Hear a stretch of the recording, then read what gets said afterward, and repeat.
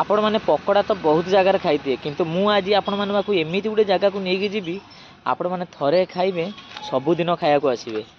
चलतु जी Cuttack Badambadi famous Ravi भाईना special pakora पाखक जावा आ भाई ये 1.5 क्विंटाल से प्रिपेरेसन करती पकोड़ा।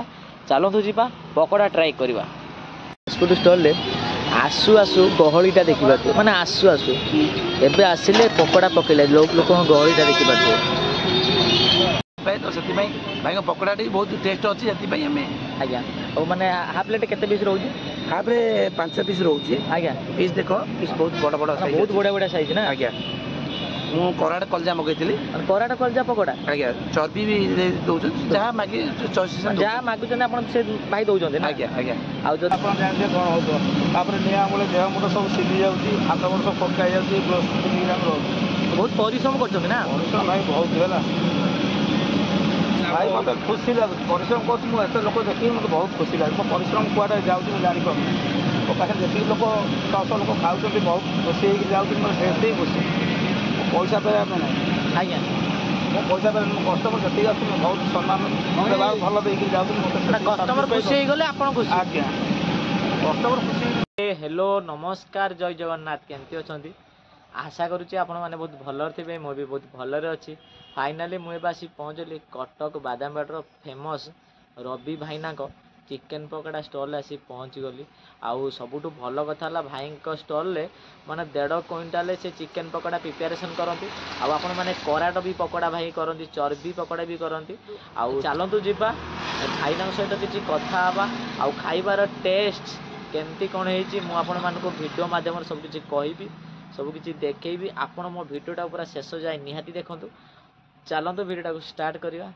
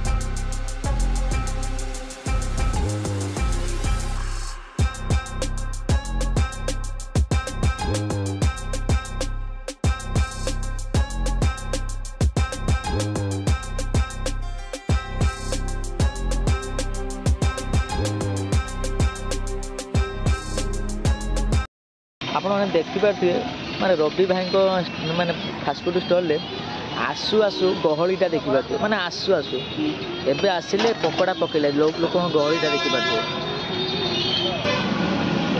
भाई जय जगन्नाथ भाई जय जगन्नाथ केमिति अछंती बहुत भल अब आप नाटा ठीक कहते रवि भाई आउ भाई ना आपण स्टल केते वर्षर स्टल मोर 7 वर्ष 7 वर्षर स्टल आउ आप स्टल पर डे केते पकोड़ा कौन प्रिपेरेसन करन पकोड़ा मोर 12 रे 1.5 अबार रे क्विंटल माने अबार रे केते गोटाई आउ 12 रे 1.5 क्विंटल ना आउ पकोड़ा सहित आउ आप कौन कौन मान आइटम आइटम खाली पकोड़ा आउ किसी ना गोटे आइटम गोटे आइटम ना हाँ भाई आउ पकोड़ार माने प्राइस केते कोन आउजी फुल प्लेट है 100 हाफ प्लेट है 50 50 टका आपण केते पीस दउछन 10 टका 500 पीस फुल डारे 100 टका 10 पीस माने 100 टका 10 पीस आगे जो गोटे लोक खाई जाउची माने आपण कोन माने रिव्यू देकी जाउछन भल कहउछन रे भाई पकोड़ा भल फेमस बादामबाड़ रे सब भल कहउछन माने बादामबाड़ फेमस ना रवि भाई पकोड़ा कहले सब जाना आगे केतेटा बेले आसीले लोक माने सब पकोड़ा पाई कि आपण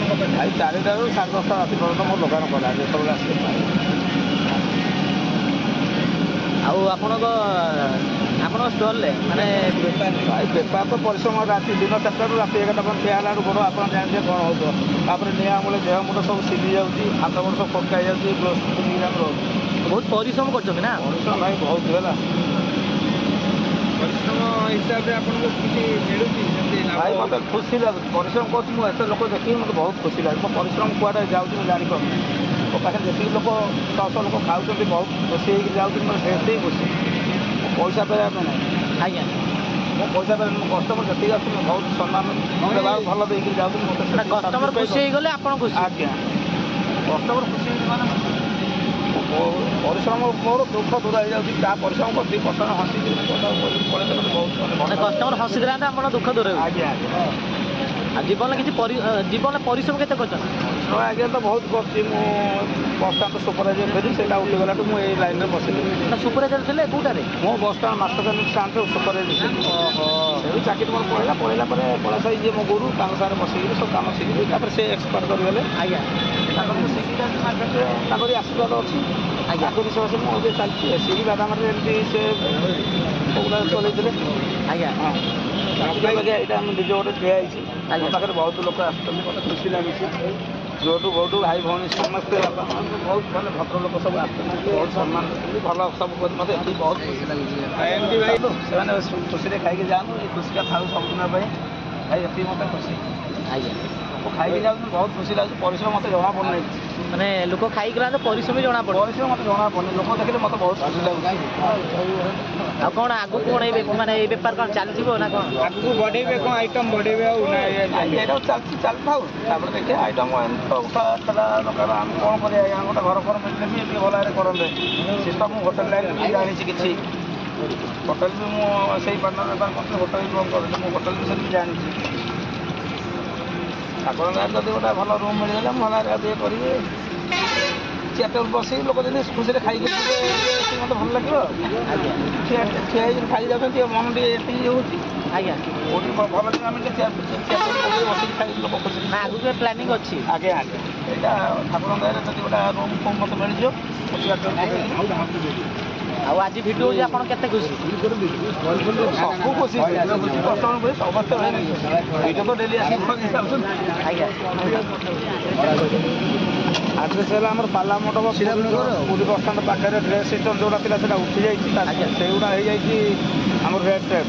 ଆଜ୍ଞା, ରେଡ୍ ଟେପ୍ ଅପୋଜିଟ୍ ଆଉ ଯୋଉଠି ମୋର ପୁରୁଣା ଦୋକାନ ଥିଲା ସେଇଠି ଥିଲା ସେପାର ଡ୍ରେସ୍ ସିଷ୍ଟମ୍ ମୋ ପୁରୁଣା ଦୋକାନ ଥିଲା। ଆଜ୍ଞା, ସେଇଠି ଜାମ୍ ହେଲାନି, ମୁଁ ଏପାକୁ ପଳେଇ ଆସିଛି। ଫାଙ୍କା ଜାଗାଟା opposite dress system opposite red tape opposite ଆଉ। କେତେ ପରିଶ୍ରମ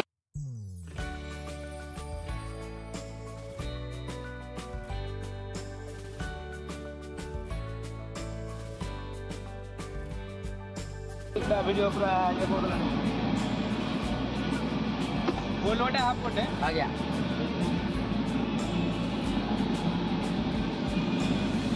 ଏବେ ଗୋଟେ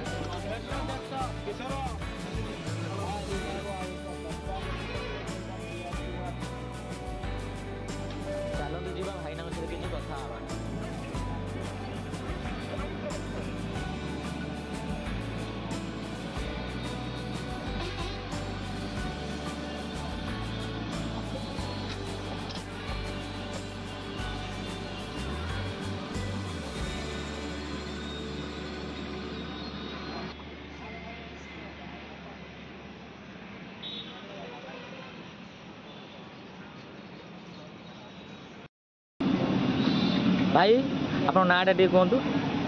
ମୋ ନାଁ ଜୟଦେବ ସାହୁ। ଆଉ କ'ଣ ଖାଉଛନ୍ତି? ଚିକେନ ପକୋଡ଼ା ଖାଉଛି।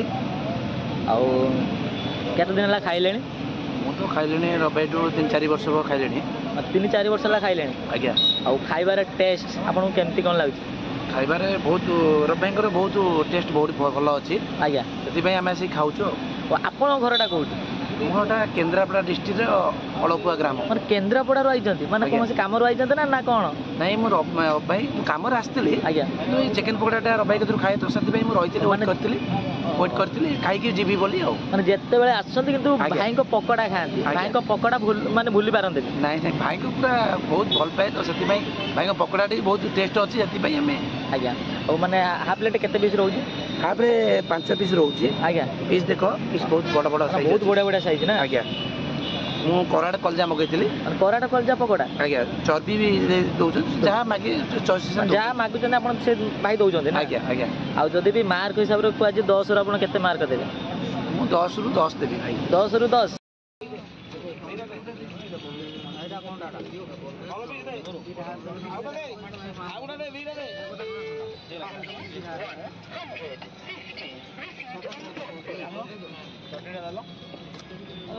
ଫାଇନାଲି ମୋର ବର୍ତ୍ତମାନ ରବି ଭାଇନାଙ୍କର ସ୍ପେଶାଲ ପକୋଡ଼ା ଆସିଗଲା। ମୁଁ ଅର୍ଡ଼ର କରିଛି ଫୁଲ୍ ପ୍ଲେଟ୍ ପକୋଡ଼ା। ତା'ର ପ୍ରାଇସ୍ ମାତ୍ର 100 ଟଙ୍କା। 100 ଟଙ୍କାରେ ଆପଣମାନେ 10 ପିସ୍ ପକୋଡ଼ା ପାଇବେ। ଆଉ ହାଫ୍ ପ୍ଲେଟ୍ରେ ଆପଣମାନେ 5 ପିସ୍ ପକୋଡ଼ା ପାଇବେ। ହାଫ୍ ପ୍ଲେଟ୍କୁ ଆପଣମାନେ 50 ଟଙ୍କା ପାଇବେ। ଫୁଲ୍ ପ୍ଲେଟ୍ରେ ଆପଣମାନେ 100 ଟଙ୍କା ପାଇବେ। ଆଉ ପିସ୍ଟା ଦେଖିପାରୁଥିବେ ପୁରା ବଡ଼ ବଡ଼ ସାଇଜ୍ର ପୁରା ସାଇଜିଆ ପିସ୍। ଆଉ ପିସ୍ ଦେଖିଲା ପରେ ନା ମୋ ପାଟିରୁ ପୁରା ପାଣି ଆସିଗଲାଣି। ଏ ଆମର ଆଉ ଦେଖିପାରୁଥିବେ ପିସ୍ଟା ଦେଖିପାରୁଥିବେ ପୁରା ବୋବାଲିଆ ପିସ୍। ଆଉ ଦେଖିପାରୁଥିବେ ଏଇ ଯେଉଁ ପକୋଡ଼ା ଦେଖିଲା ପରେ ନା ଏଇ ପକୋଡ଼ାଟା ଦେଖିପାରୁଥିବେ ପକୋଡ଼ାଟା ବ୍ୟସ୍ତ ଦେଖିପାରୁଥିବେ ଇଏ ହେଲା ଆମର ଫାଷ୍ଟ ବାଇଟ୍। ଓହୋ ପକୋଡ଼ାର ଟେଷ୍ଟ କ'ଣ କହିବି ପୁରା ବବାଲ ହେଇଛି। ଓହୋ ଆଉ ଚିଲ୍ଲି ସକ୍ସ ଟିକେ ମୋତେ ରାଗ ଲାଗୁଛି। ଯେହେତୁ ମୁଁ ରାଗ କମ୍ ଖାଏ ମୋତେ ସେଥିପାଇଁ ରାଗ ଟିକେ ଅଧିକ ଲାଗୁଛି। ଆଉ ଯେଉଁମାନେ ରାଗ ଟିକେ ଅଧିକ ଖାଆନ୍ତି ତାଙ୍କ ପାଇଁ ପୁରା ପରଫେକ୍ଟ। ଆଉ ମୁଁ ତାପରେ ଚିଲ୍ଲି ସକ୍ସରେ ଟିକେ ବୁଡ଼େଇ ଦେବା। ଆଉ ଟିକେ ଟମାଟୋ ସକ୍ସରେ ଟିକେ ବୁଡ଼େଇ ଦେବା। ତାପରେ ଦେଖିପାରୁଥିବେ ପକୋଡ଼ାଟା ଦେଖିପାରୁଥିବେ ପାଟିକି ଯିବାକୁ ପୁରା ବ୍ୟସ୍ତ। ଦେଖିପାରୁଥିବେ ପକୋଡ଼ା ଠୁଙ୍ଗା ବର୍ତ୍ତମାନ ଖାଲି ଦେଖିପାରୁଥିବେ ମାନେ କିଛି ବି ନାହିଁ। ଏତେ ଟେଷ୍ଟ ହେଇଥିଲା। ମୋ ଭଲ ହଉ କି ଖରାପ ହଉ ଖାଇବା କୋଉଠି ବି ନଷ୍ଟ କରନ୍ତୁନି। ସରିଗଲା ଆପଣମାନେ ନେକ୍ସଟ ଟାଇମ୍ ଆଣିକି ଖାଇପାରିବେ। ଆଣିକି କୌଣସି ପ୍ରକାର ନଷ୍ଟ କରନ୍ତୁନି। ମୁଁ ଆପଣମାନଙ୍କୁ ସବୁ ଭିଡ଼ିଓରେ କହୁଛି, ସବୁ ଭିଡ଼ିଓରେ ବି ଆପଣମାନଙ୍କୁ ବି କହୁଥିବି ଖାଇବା କୋଉଠି ବି ନଷ୍ଟ କରନ୍ତୁନି। ଏଇଟା ମୋ ତରଫରୁ ଏଇଟା ଆପଣମାନଙ୍କୁ ମୁଁ ଅନୁରୋଧ କରୁଛି। ଫାଇନାଲି ମୋର ବର୍ତ୍ତମାନ ରବି ଭାଇଙ୍କ ସ୍ପେଶାଲ ପକୋଡ଼ା ବର୍ତ୍ତମାନ ଖାଇବା ହେଇଛି କମ୍ପ୍ଲିଟ୍। ମୁଁ ଅର୍ଡ଼ର କରିଥିଲି ଫୁଲ୍ ପ୍ଲେଟ୍ ପକୋଡ଼ା। ତା'ର ପ୍ରାଇସ୍ ମାତ୍ର 100 ଟଙ୍କା। 100 ଟଙ୍କାରେ ଆପଣମାନେ 10 ପିସ୍ ପକୋଡ଼ା ପାଇବେ। ବା ସାଇଜିଆ ପିସ୍ ନା ବଢ଼ିଆ ବଢ଼ିଆ ସାଇଜ୍ର ପକୋଡ଼ା ପାଇବେ 10 ପିସ୍। ଆଉ 50 ଟଙ୍କାରେ ଆପଣମାନେ 5 ପିସ୍ ପାଇବେ। ଆଉ ପକୋଡ଼ାର ଟେଷ୍ଟ କ'ଣ କହିବି ବହୁତ ବଢ଼ିଆ ହେଇଥିଲା। ପୁରା ବୋବାଲ ଟେଷ୍ଟ ହେଇଥିଲା। ଆଉ ମୁଁ ତ ବହୁତ ଜାଗାରେ ପକୋଡ଼ା ଖାଇଛି କିନ୍ତୁ ରବି ଭାଇଙ୍କର ପକୋଡ଼ା ପୁରା ନିଆରା ଟେଷ୍ଟ। ମାନେ ସେ କମ୍ ପୁରା କର୍ଣ୍ଣଫ୍ଲାୱାର କମ୍ ପକାଉଛନ୍ତି ଆଉ ମସଲା ପତ୍ର ଠିକ୍ ଠାକ୍ ପକାଉଛନ୍ତି। ସେଥିପାଇଁ ଟେଷ୍ଟ ମୋତେ ବହୁତ ବଢ଼ିଆ ଲାଗିଲା। ଆଉ ଆପଣମାନେ ବି ଭାଇଙ୍କ ପାଖକୁ ଖାଇବାକୁ ଆସିବେ ମାନେ ଆପଣଙ୍କ ଚଏସ୍ ଅନୁସାରେ ଖାଇବେ। କରାଟ ବି ଭାଇ ବି ପକୋଡ଼ା କରିକି ଦେଇପାରିବେ। ଚର୍ବି ବି ଭାଇ ପକୋଡ଼ା କରିକି ଦେଇପାରିବେ। ଆଉ ସତରେ ଖାଇବାର ଟେଷ୍ଟ ମୋତେ ବହୁତ ବଢ଼ିଆ ହେଇଥିଲା। ଆଉ ବଡ଼ ବଡ଼ ସାଇଜ୍ର ପକୋଡ଼ା ମାନେ ମୁଁ କହୁଛି 5 ପିସ୍ ଖାଇବା ଆପଣଙ୍କ ପେଟ ପୁରା ଫୁଲ୍। ଯେହେତୁ ମୁଁ 5 ପିସ୍ ଖାଇଥିଲେ ମୋ ପେଟ ବି ଫୁଲ୍ ହେଇଥାନ୍ତା। ଯେହେତୁ ମୁଁ ପକୋଡ଼ା ମୋର ପ୍ରିୟ ସେଥିପାଇଁ ମୁଁ ଫୁଲ୍ ପ୍ଲେଟ୍ ଅର୍ଡ଼ର କରିଥିଲି। ମାନେ ମୁଁ ଖାଇକି ମୁଁ ଆଉ ଭାବୁଛି ରୁମ୍ ଗଲେ ମୁଁ ଆଉ କିଛି ଖାଇବିନି। ଭାଇ ଯେଉଁ ଘରେ ଗଲେ କିଛି ଖାଇବିନି। ମୋ ପେଟ ପୁରା ଫୁଲ୍ ହେଇଯାଇଛି। ଆଉ ଆପଣମାନେ ଥରେ ଆସନ୍ତୁ, ଥରେ ଟେଷ୍ଟ କରି ନିହାତି ଯାଆନ୍ତୁ। ମୁଁ କଟକରେ ବହୁତ ଜାଗାର କିନ୍ତୁ ପକୋଡ଼ା ଖାଇଛି କିନ୍ତୁ ରବି ଭାଇନାଙ୍କର ପୁରା ବେଷ୍ଟ। ମାନେ ଟେଷ୍ଟ ବି ବହୁତ, କ୍ୱାଲିଟି ବି ବହୁତ, ଆଉ କ୍ୱାଣ୍ଟିଟି ବି ବଢ଼ିଆ ରଖୁଛନ୍ତି। ମାନେ କ୍ୱାଲିଟି କ୍ୱାଣ୍ଟିଟି ମାନେ ପୁରା ବହୁତ ବଢ଼ିଆ ରଖୁଛନ୍ତି। ଆଉ ବହୁତ ବଢ଼ିଆ ମୋତେ ବହୁତ ବଢ଼ିଆ ହେଇଥିଲା।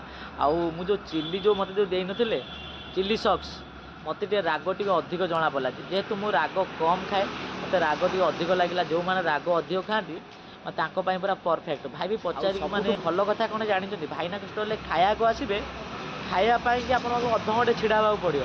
ମୁଁ ଅଧଘଣ୍ଟା ପରେ ମୋ ପକୋଡ଼ା ଆସିଲା, କିନ୍ତୁ ଖାଇଲି ମୋ ମନ ଶାନ୍ତି ହେଲା, ପୁରା ପେଟ ଫୁଲ୍ ହେଇଗଲା। ଆଉ ଭାଇ ହେଲା ପକୋଡ଼ା ତିଆରି କରୁଛନ୍ତି, ତା ଭିତରେ ବି ତୁମେ ଯଦି କହିବ କରାଟ ମୋତେ ପକୋଡ଼ା ଦିଅ, ସେଟା ବି ଦେବେ। ଚର୍ବି ବି ଭାଇ ପକୋଡ଼ା କରିକି ଦେବେ। ଆଉ ହେଲା ମିନିମମ୍ ଭାଇଙ୍କର ମିନିମମ୍ 1.5 କୁଇଣ୍ଟାଲ ତାଙ୍କର ମାନେ ପ୍ରିପାରେସନ୍ କରନ୍ତି ଲାଗିଲା। ଆଉ ମୁଁ ତ ଖାଇଲି, ମୋତେ ଖାଇବା ବହୁତ ବଢ଼ିଆ ଲାଗିଲା। ଆଉ ଆପଣମାନେ ଥରେ ଆସନ୍ତୁ, ଥରେ ଟେଷ୍ଟ କରି ନିହାତି ଯାଆନ୍ତୁ। ଆପଣମାନେ ଥରେ ଏ ଜାଗାରେ ଖାଇବେ ନା, ସତରେ ସବୁଦିନ ଖାଇବାକୁ ଆସିବେ। ମାନେ ମୁଁ ଆଜିର ଭିଡ଼ିଓ ଆପଣମାନଙ୍କୁ କେମିତି ଲାଗିଲା, ଯଦି ଭଲ ଲାଗିଥିବ ଚ୍ୟାନେଲକୁ ଲାଇକ୍ କରନ୍ତୁ, ସାଙ୍ଗମାନଙ୍କ ସହିତ ସେୟାର କରନ୍ତୁ, କମେଣ୍ଟ କରନ୍ତୁ, ସବସ୍କ୍ରାଇବ୍ ମଧ୍ୟ କରନ୍ତୁ। କାହିଁକି ନା ଆପଣଙ୍କ ଭଲ ପାଇବା ଆଉ ସପୋର୍ଟ ମୋତେ ନିହାତି ଦରକାର। ଆପଣମାନେ ମୋତେ ପୂର୍ବ ଭିଡ଼ିଓରେ ବହୁତ ସାରା ଭଲ ପାଇବା ଦେଇଥିଲେ, ବହୁତ ସାରା ସପୋର୍ଟ ମଧ୍ୟ କରିଥିଲେ। ସବୁ ଭିଡ଼ିଓରେ ଏଇଭଳିଆ ଭଲ ପାଇବା ଦିଅନ୍ତୁ, ଏଇଭଳିଆ ସପୋର୍ଟ ମଧ୍ୟ କରନ୍ତୁ। ଆଉ ମୋତେ ୟୁଟ୍ୟୁବରେ ଯେତିକି ଭଲ ପାଇବା ଦେଉଛନ୍ତି ନା, ମୋତେ ଫେସବୁକ୍ରେ ସେତିକି ଭଲ ପାଇବା ଦିଅନ୍ତୁ, ସେତିକି ମଧ୍ୟ ସପୋର୍ଟ କରନ୍ତୁ। ଆଉ ଆପଣମାନେ ଗଛ ଲଗାନ୍ତୁ, ପରିବେଶ ସୁରକ୍ଷିତ ରଖନ୍ତୁ, ଦୁନିଆ ବଞ୍ଚାନ୍ତୁ। ଆଉ ଆପଣମାନେ ସୁସ୍ଥ ରୁହନ୍ତୁ, ଫିଟ୍ ରୁହନ୍ତୁ, ବିନ୍ଦାସ ରୁହନ୍ତୁ। ରହିଲି, ଜୟ ଜଗନ୍ନାଥ। ଦେଖା ହେବା ନେକ୍ସଟ ଭିଡ଼ିଓରେ। ମୁଁ ଆପଣମାନଙ୍କୁ ଲୋକେସନ୍ କହୁଛି, ଆପଣମାନେ ଦେଖିପାରୁଥିବେ। ଏଇଟା ହେଲା ବାଦାମବାଡ଼ି ପାଲା ମଣ୍ଡପ। ଏଇଟା ହେଲା ବାଦାମବାଡ଼ି ପାଲା ମଣ୍ଡପ। ଆପଣମାନେ ଯଦି ଲିଙ୍କ ରୋଡ଼ ଆଡ଼ୁ ଆଉଛନ୍ତି, ଲିଙ୍କ ରୋଡ଼ରୁ ଆପଣ ଆସିବେ ବାଦାମବାଡ଼ି ପାଲା ମଣ୍ଡପ। ପାଲା ମଣ୍ଡପରୁ ମାତ୍ର 50 ମିଟର ଆସିଲା ଭିତରେ ବାଁ ସାଇଡ଼୍ରେ ପଡ଼ିବ ରେଡ୍ଟେପ୍, ବାଁ ସାଇଡ଼୍ରେ ପଡ଼େ ରେଡ୍ଟେପ୍, ଆଉ ଡାହାଣ ସାଇଡ଼୍ରେ ପଡ଼ିବ ରବି ଭାଇନାଙ୍କ ଫାଷ୍ଟଫୁଡ଼ ଷ୍ଟଲ୍। ଆଉ ଡେସ୍କ୍ରିପସନ୍ରେ ଗୁଗୁଲ୍ ଲିଙ୍କ୍ ଅଛି, ଆପଣମାନେ ଦେଖିକି ଆସିପାରିବେ।